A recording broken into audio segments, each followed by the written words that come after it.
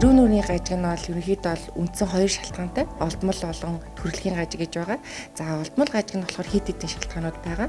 За энэ дээр нь болохоор нэгдүгээр шалтгаан бол хүүхдийн нүүр амны буруу зуршил. За буруу зуршил нь юу болох вэ гэхээр хүүхэд хуруугаа өгөх, тэ соосог удаан хугацаагаар хөхөх, дээрээс нь хумсаа мэрэх, тэ шанаагаа тулах, уруулаа хазах, хилээ хөхөх гэт мэтлэн буруу зуршлууд энэ маань болохоор эрүүн нүрийн гажиг үүсгэдэг. За мөн түнчлэн юу гэвэл дараагийн шалтгаан нь хүүхэд шүд цоорлын өвчин.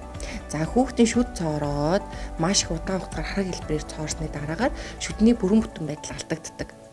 Тэнгүүд хүүхдийн шүдний бүрэн бүтэн байдал алдагдаад ирэхээр яадаг вэ гэхээр хүүхдийн зажлах, тасдах үйл ажил нь алдагддаг. Энтэй холбоотойгоор эрүүн нүрийн өсөлт хөгжлийн систем удаашрч эхэлдэг.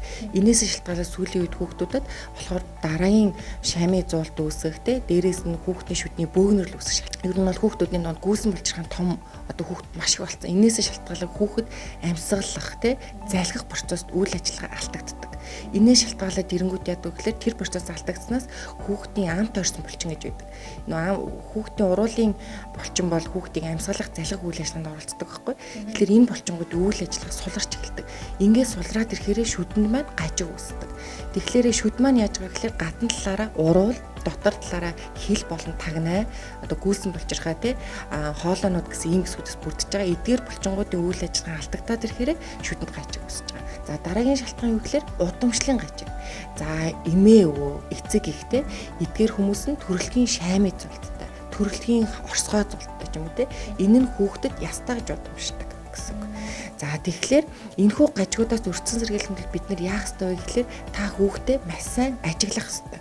Хүүхэд чинь амаараа амьсгалж унтаж байна уу амаа ангааж байна уу хэвэн үедээ зурагт үзэх ном уншихдаа ам нь ангархаа байна уу дээрээс нь хоол нь байнга өвдөж байна уу хамар нь байнга битүүрч байна үүдийг ажиглаад хэрвээ ийм асуудал үүсэх юм бол та нэн даруй эмчилгээг бүрэн төгсгөх хэрэгтэй.